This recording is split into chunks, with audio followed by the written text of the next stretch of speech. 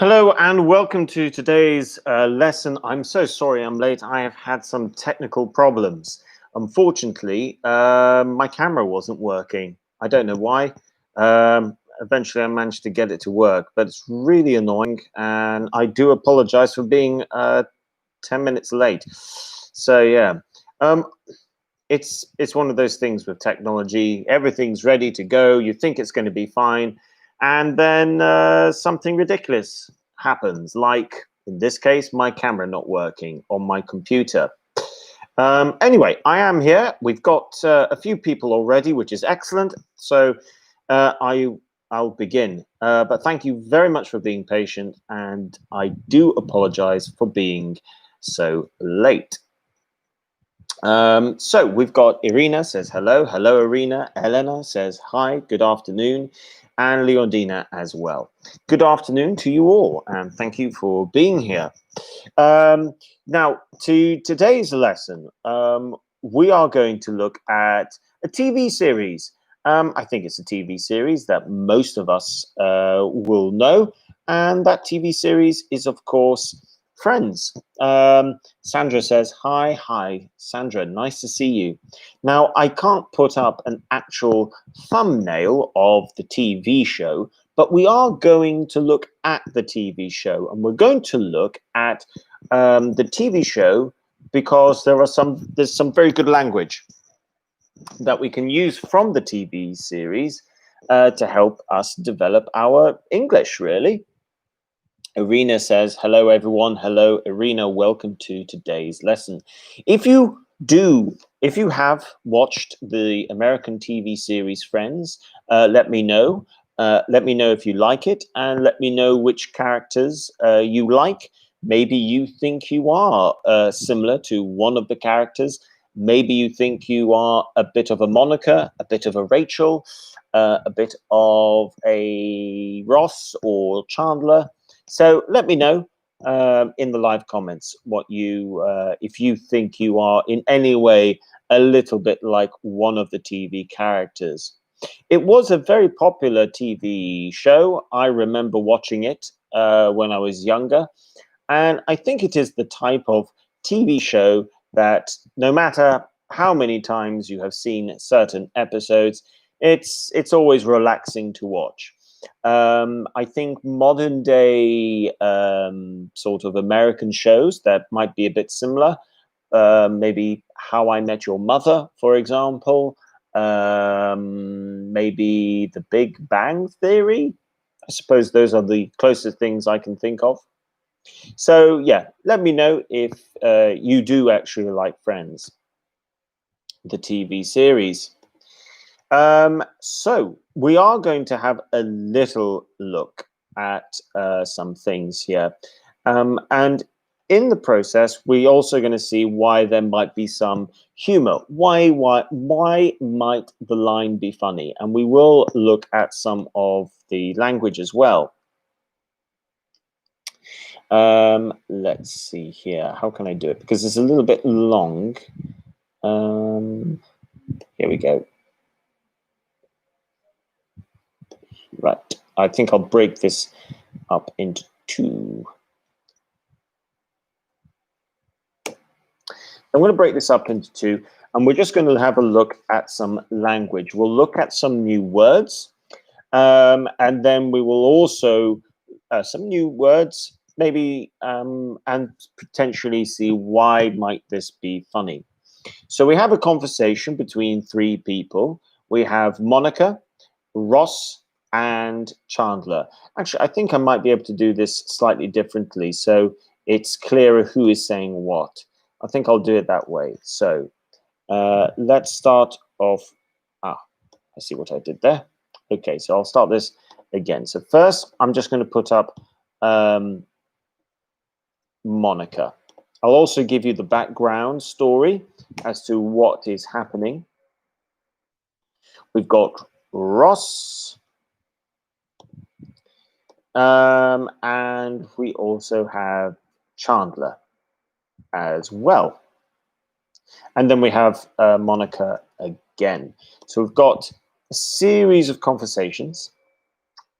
And in this scene, what's happened is Monica has lost her credit card. Someone has taken her credit card, and she has now discovered what that the card has gone and a few things. Evelina says, good afternoon. Good afternoon, Evelina. Welcome to today's program. Well, lesson, should I say.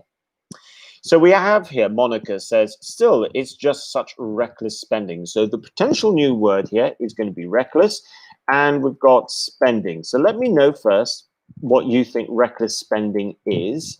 We then got Ross says that I think when someone steals your credit card, they've kind of already thrown a caution to the wind. This is a phrase, thrown caution to the wind. We'll have a look at what that means.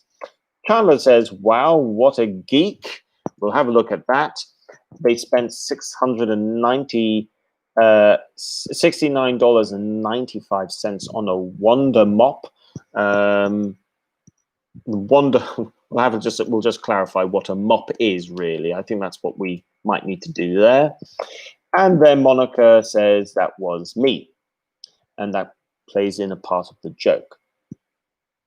So we'll first start off, we'll look at reckless spending. I'll give you some examples of what you think of what the word might mean, or these two words together might mean. And let me know in the live chat which meaning I put out, which is the most, which you think is the best meaning for reckless spending. So number one, you spend your money. Spend money, actually.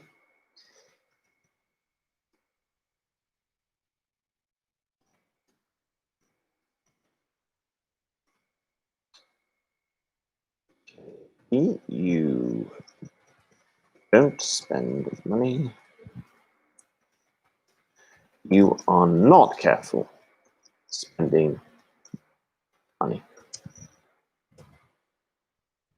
Okay, so we've got the verb spend, which means to use money. So you spend money when you pay for things. Alejandra, good afternoon to you as well. We're just talking about the TV series Friends, and we are looking at new language. So here we have the situation. You've got this word reckless, okay? So this is for the definition of reckless. Reckless spending, okay? That's what we're looking at. Now, is reckless spending, does it mean you spend money carefully, you don't spend money, or you are not careful spending money? Leondina says C. Elena agrees. She also thinks it's C as well. We'll wait for a third person. Irina has come in with C. Yes, guys, that's exactly what it is. Reckless spending is when you are not careful with money. So you can use things, for instance, saying, Princess, please don't be reckless with your money, for example. That might be a request. Please don't be reckless. Now, we can use reckless not just for money. It can also be with yourself, like activity. So if you are going skiing and you ski recklessly, it means you're not careful. So you could say, please don't ski recklessly. We can turn it into an adverb. Please don't ski recklessly. So if you add the ly, you can then turn this into an adverb. So please don't ski recklessly. Don't travel recklessly. Please be careful. So reckless is when you are not careful. Maybe it's doing a sport. Maybe it's spending money. Maybe it's even drinking. You can drink recklessly, such as if you drink 5 tequilas or 10 tequilas in a minute. That would be drinking recklessly. So that is what we mean by reckless. Don't spend, yes, so that's reckless spending. So well done, guys. Let me know in the live chat if you have ever been reckless doing something. I remember when it came to skiing, I was not once, twice, no, maybe three times. Three times probably reckless skiing, which is why I hurt myself badly. It's such a great sport. I think that's the thing with sport, though. Some sports are dangerous. There's always going to be a bit of recklessness, maybe, when you're trying to get better at a sport, and you can sometimes hurt yourself. Okay, so that's off to a very good start. Now let's look at this one. Thrown cautious to the wind. Okay, you've got, in the present state, it would be throw caution to the wind. So what does throw caution to the wind mean? A,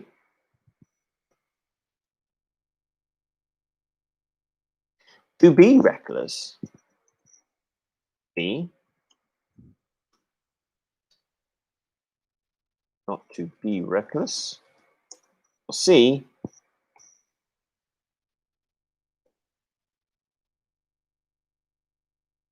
to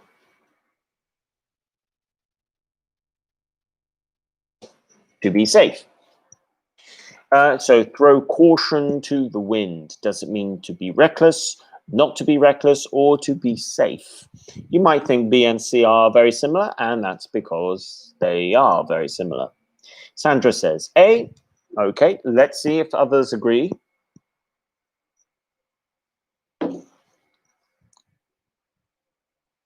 Leondina agrees. Hello, Catalina. Welcome to today's live lesson. You've gone for C as well. Yeah. Oh, Evelina as well with A. Oh, I see what you mean. So A. Okay, so not all the same answers. Okay, the answer here is A. It is to be, Catalina. Hi, Catalina. And Alejandra has said C. So some of you have thought C and some of you have thought A. Elena says, I recklessly moved to Malta, but I'm happy now. Is it correct to say like this? Yes, you can recklessly move to another country. That's a good sentence. Yes, you could recklessly go on holiday, but it means to throw caution to the wind, and that is what to throw caution to the wind. It is to be careless. It is to be reckless.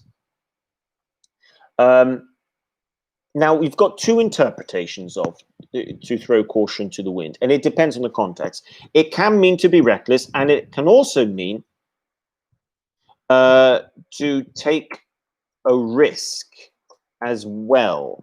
And so context will make a bit of a difference. Sometimes you might be playing it too safe. Let's say you're playing a game, you want to win. And sometimes you can be too safe. So you need to take a bit of risk. You need to be a little bit reckless in order to win the match.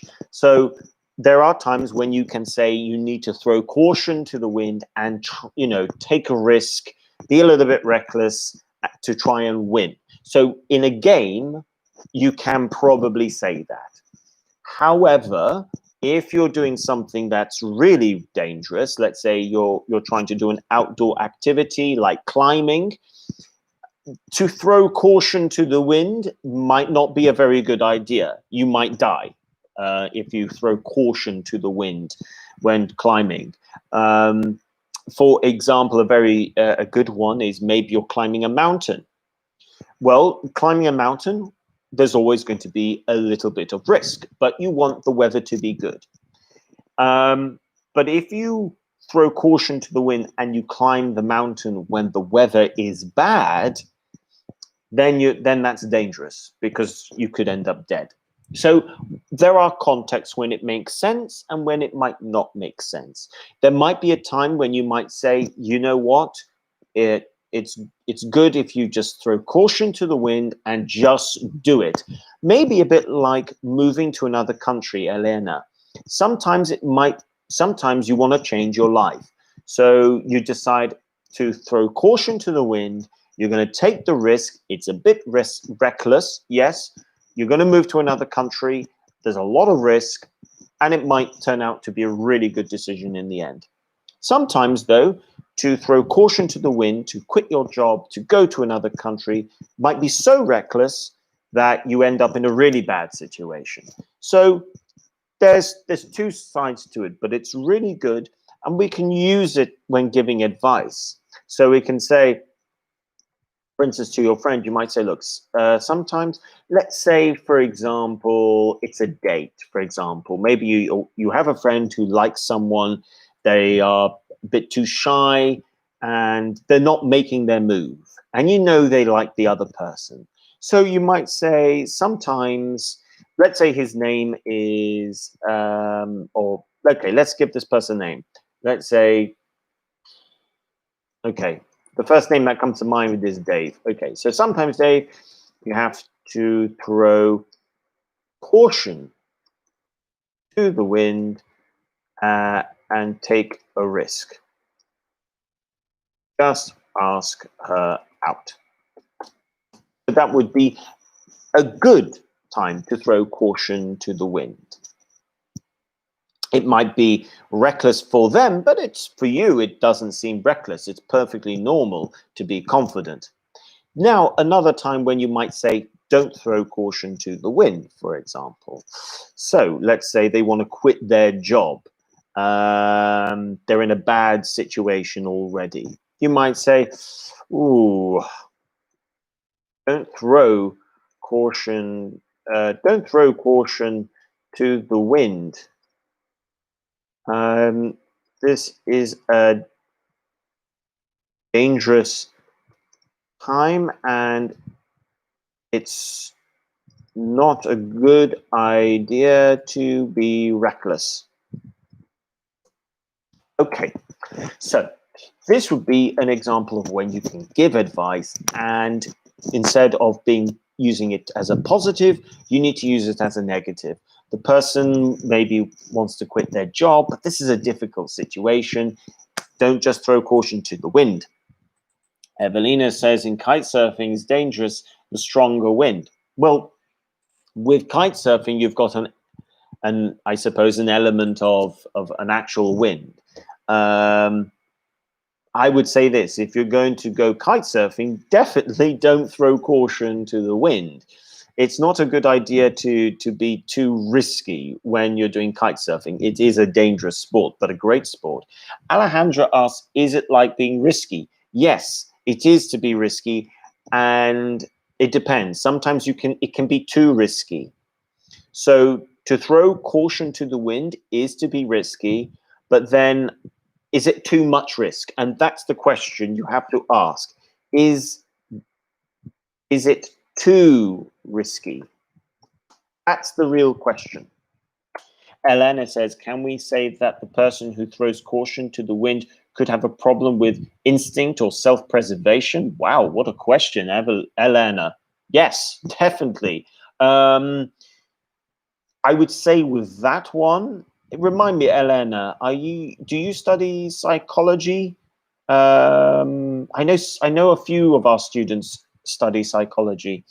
I would say with that example, yes, and you can sometimes see it with some friends, or yes, you are a psychologist, then yes, Elena. So I would say a very good example, especially when it comes to psychology, is maybe with people who can't be on their own. Maybe they're always going from one relationship to the next, and they never are on their own. Maybe they throw caution to the wind too much, and so they're a bit reckless. And I mean, I know a few people who they're always in a relationship. They are never on their own. So as a psychologist, maybe that is a problem. They throw caution to the wind too much. And that could be that could be one element. On the other hand, maybe they are terrified of being in a relationship. Maybe they are too scared because of maybe they feel that they're going to get hurt. So then as a psychologist, maybe you would have to think, the instinct of self-preservation. They don't want to be hurt. Maybe they do need to throw caution to the wind. Maybe they do need to take a risk. Evelina says, but here sometimes is very strong. The wind in Malta, yes, can be very strong. But kite surfing in Malta is possible, but some days, like on Saturday, I think, was probably quite windy. Elena says, or could just be childish. I think that depends on the individual situation. There could be a childish element, yes, maybe. I suppose there you might have to say, are the emotions childish, maybe, I suppose? Or is their way of thinking childish? So, yeah, definitely. But you can definitely use this in psychology. Alejandra says, in Spanish, would be, oh gosh, throw to the water. Okay, throw to the water. So you have a very similar phrase. Oh, that's really interesting. Thank you for sharing that, Alejandra. I'm going to try and say this in Spanish. Lanzarse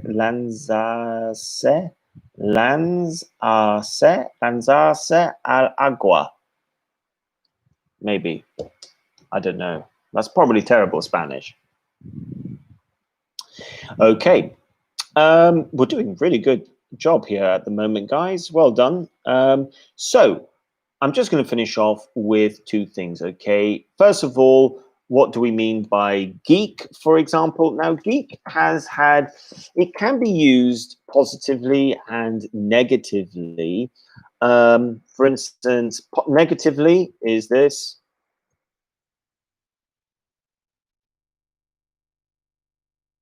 For instance, what a geek. Positive, but in a joking sense, for instance, I know I'm such a geek sometimes.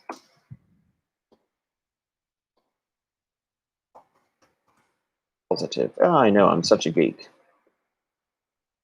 But what do we mean by geek? Well, look, geek is usually associated with being clever and studies hard. Okay, that would be if we are looking into something. For instance, if you're very good at computers, you might be a computer geek. You can be I mean, you can be a computer geek. You can be a scientific geek. You can be yes, you can be a geek about a few things. It means you take a really big interest in something. Yeah, geek is similar to a nerd, Catalina. It is very similar to a nerd. So sometimes we might say, oh, what a geek, meaning, for instance, in this case, Monica has a thing about mops. Okay, now mops is a product you clean floors with. Okay, so Monica is obsessed with cleaning. So she is a geek about cleaning because she will spend $69 on a mop. It's silly money on a mop, really. So yeah, I mean, you can be a geek about a few things, and most of the time, I think, really in the 90s, geek in American films and TV shows, geek was often used in a negative way rather than a positive way. I mean, these days, when you say geek, you automatically think of a negative really than a positive, but it doesn't mean it can't be positive. Nerd, yes, Alejandra, it is definitely a synonym of nerd, without question. It is definitely a synonym. I mean, look, I'll tell you what, there is the reason why it is often seen as a negative is because it's like boring. Imagine someone who's clever but boring. That's why it's often seen as a negative, because it's often associated with being clever but boring at the same time. not an interesting clever, but a boring clever. So that's why it's often used as a negative. And yes, it is often used to do with like computers, but we can use it for other things as well. Evelina says, please, you can repeat the word geek. Geek. So the sound is an E. Geek. Geek. The sound is also a G sound. G. G. So G like green. E like we. E. E. And K as in kitchen, for example. So that's the sound, geek. And I've explained what mop is as well. Let me know if you can be a geek about anything, and maybe in a positive way. I can sometimes be a geek about wine, for example, but that's just because I really like wine. Can I be a geek about technology? I am good with technology. I can't say I'm a geek though. Compared to some people. Some people really are, that I know, are geeks when it comes to technology. But like I said, guys, it is often used these days more as a negative than a positive. But it doesn't mean you can't use it as a positive when joking. Sheldon in Big Bang Theory is a geek. Yes, he is a massive geek. He's a funny geek in the sense that if you listen to what he actually says, there's a lot of information in what he says that probably sounds a bit boring, but quite interesting. He is funny because the way he does things and the fact that he doesn't know how to really act with other human beings, which is why he's a funny geek. Elena says, I'm really a geek about books. I like to smell new books, especially. Yeah, that is, I'm not going to lie, that's geekish. Okay, now let me just explain. If you add ISH in English, you can add ISH onto any word in English. It's an incredible thing. I don't know if you can do it in other languages, but ish simply means kind of. You can use it for time. We'll meet at around 12-ish, for example. Yes, it's geekish to smell books, for example. So you can, it's a bit waterish, for example. It tastes a little bit like water. It's meatish. It's fruitish. Add ish onto anything. Well, you can add it onto nouns and adjectives. Let's put it that way. Yes.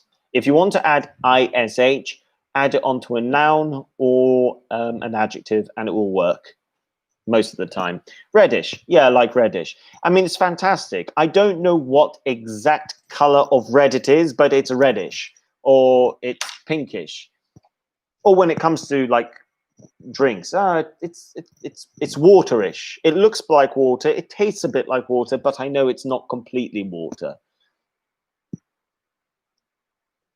Geekish. Good, excellent. Well done, guys. Catalina, I'm like Elena. So you like to smell new books as well. You know, new books, they do have a certain smell. I'm not going to lie to you. And there's something else, okay? If I take a book like this is a book I'm reading, Euclid. When you smell new books, sometimes you can have a very nice smell, but there's one type of new smell that is a bit strange. Let me know if you agree. Sometimes a new book can smell a little bit like fish.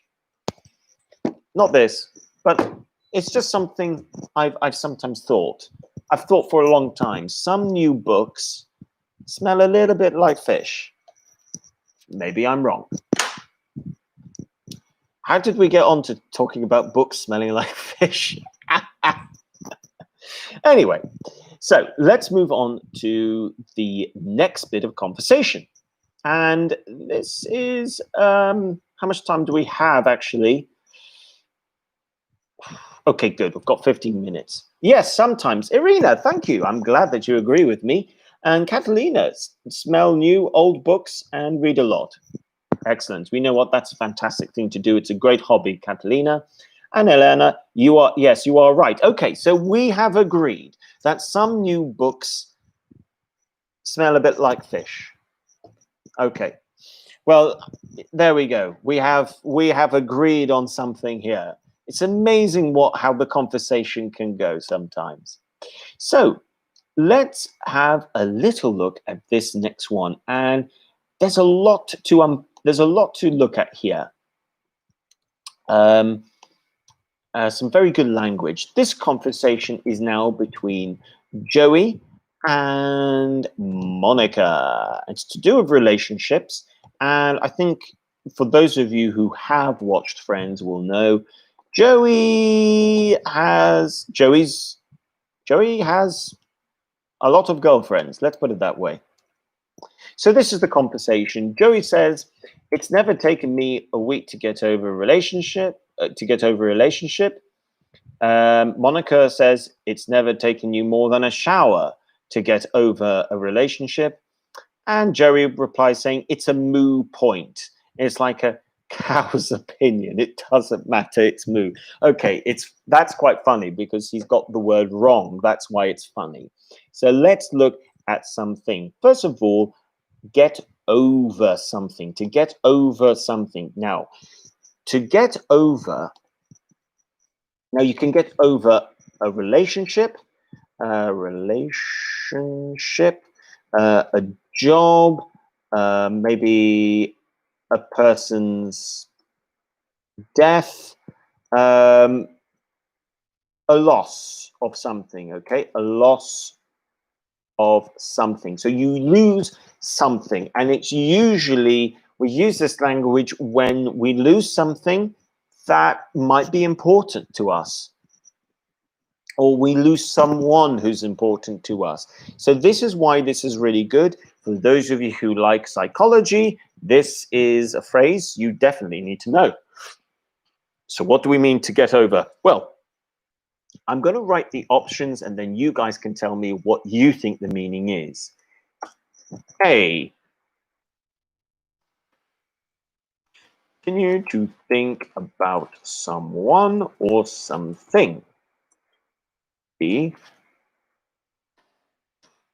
to overcome. Catalina, we'll see if you are right. There is an element to overcome, definitely.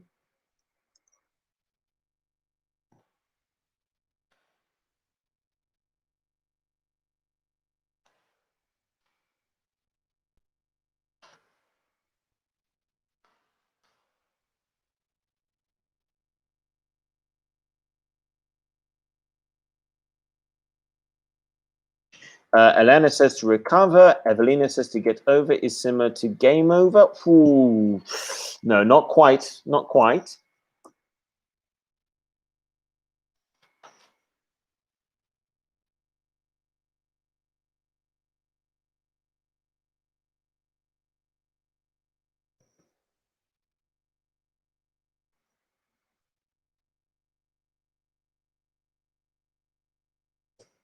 So these are the options. A, to continue to think about someone or something.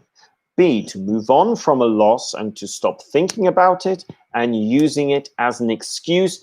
An excuse, by the way, is a reason why things aren't right, or why you haven't dated another person, why you haven't gone for a new job, why you haven't made certain changes, or to take revenge, such as, for instance, if someone hurts you, you want to hurt them.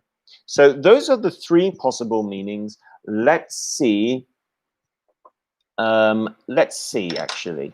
Let's see what you guys think. You've come up with some of your own. I have to say, Kathleen is, in terms of overcome, is not that far from the meaning. Leondinas has gone for B. Elena, recover, is also really close. I mean, technically it is correct in many ways.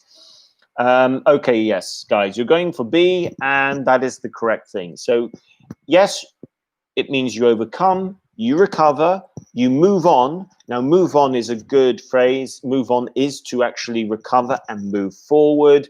And yeah, you stop thinking about it all the time and using it as a reason why you haven't done certain things. Now, in terms of Joey, it doesn't take him very long to get over past relationships. Monica's making a joke that it takes him a shower, which means it's very, very quick. Obviously, if you look at other people in that series, like Monica, when she and Monica takes a long time to get over her relationships, and you could argue that Ross and Rachel never, ever got over their relationship, which is why at the end of the whole thing, that love story is repeated in a way. So that's what we mean.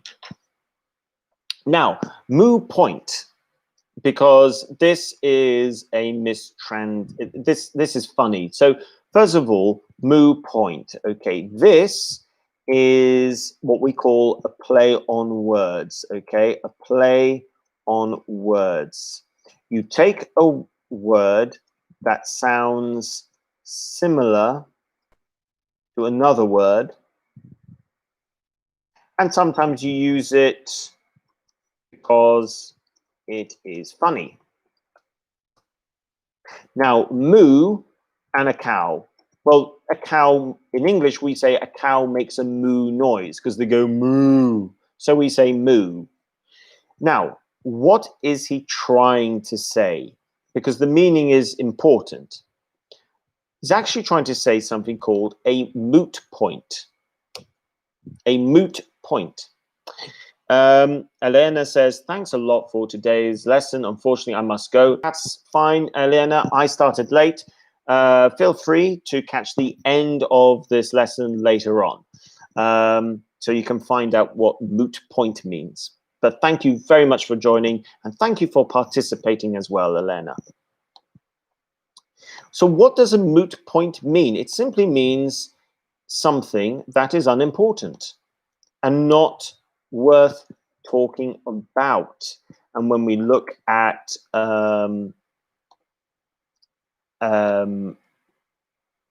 Joey actually does use the meaning of the word correctly, because he says it's like a cow's opinion, it doesn't matter, it's a moo, which is quite funny. But this is what a moot point is, something that's not important. Now, when would you use it? Well, we can use it at the start.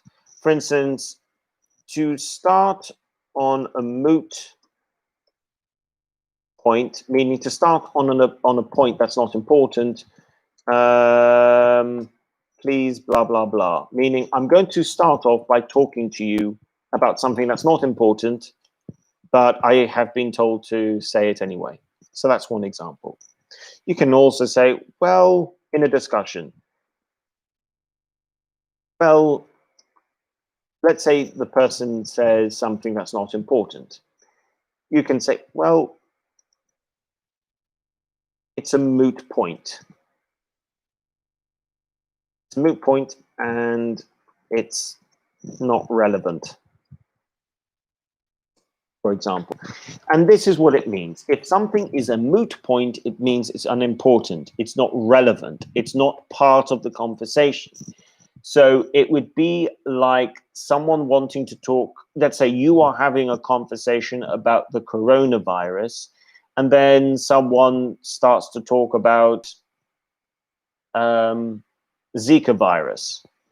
It's not the same thing. So to try and talk about Zika virus might be a moot point. It's unimportant in terms of the conversation about coronavirus. If someone wants to talk about, let's say some people want to talk about the current situation with Black Lives Matters, for example, and someone makes a point about slavery in the Roman period, it might be a moot point. It might not really be relevant to the conversation. Catalina asks, it doesn't, or says it doesn't has a big value at the moment. It doesn't have a big value at the moment. Potentially, yes. It's not relevant necessarily. It's unimportant to the conversation. Or you're trying to connect, for instance, maybe you're trying to connect two things together that are not related. So maybe someone's trying to make a point. They start talking about something that is not relevant to the conversation. Therefore, it's a moot point. It's unimportant to the conversation. So it doesn't have value to the conversation. And I suppose you can end up on a moot point if you're trying to make comparisons and you end up making a comparison, the wrong comparison. I mean, that's an easy way to end up coming out with a moot point. When you're trying to make comparisons and you end up making a comparison that is not relevant. It's not a good comparison. It's not important in that sense. And that's an important thing. Actually, another time is when people are complaining. You'll find that people might complain about some things, but some of their complaints are a moot point. Their complaint has nothing to do with the main complaint. It would be like, again, someone is complaining to you about the water. Your complaint is about the water, and you're talking about the water. And then they start saying, yeah, but the water in the kettle doesn't taste good. Well, that's a moot point. It's unimportant to the conversation about the water supply in your shower, for example. There we need to make sure that we understand the context carefully. Feel free to try and give me your own idea. That's probably the hardest one to know to use, but feel free to have a go at trying to use a moot point. It's great to come out with in discussions as well. But definitely it requires, you definitely need to try and use some of this language. The more you use it, sometimes you get it right, sometimes you might not. But the more you try, the better, because you can learn a lot by just making some mistakes as you go along. So yeah. Well, guys, thank you so much for joining the lesson today. Again, I apologize. I'm very sorry I was 10 minutes late. I had a bit of a problem with my camera, and it's now fixed. Hopefully it will remain fixed. I will be back tomorrow afternoon at 4 o'clock. And I can say, guys, tomorrow is participle clauses. Participle clauses, I know that this is something that you guys do cover at the higher levels. But if you are a lower level, still come to the lesson. Don't worry. I'm going to start off making it nice and simple, and we're going to work our way up. The great thing about these live sessions is that it doesn't matter what level you are. There should be something for everyone at every level. That is, anyway, what I'm trying to go for. Anyway, I'll see you guys tomorrow at 4 o'clock. To all of you in the live chat section who participated today, thank you so much for writing. Thank you for being patient. Thank you for interacting. It's been great. There've been a lot of you in the live chats actually today, so I'm not going to go and mention everyone, but to all of you, because there's a lot of you, thank you so much, and have a really good evening. Make sure you like the video, subscribe if you're new, and share the video as well. See you guys tomorrow. Have a great evening, and bye for now. Thank you so much, everyone.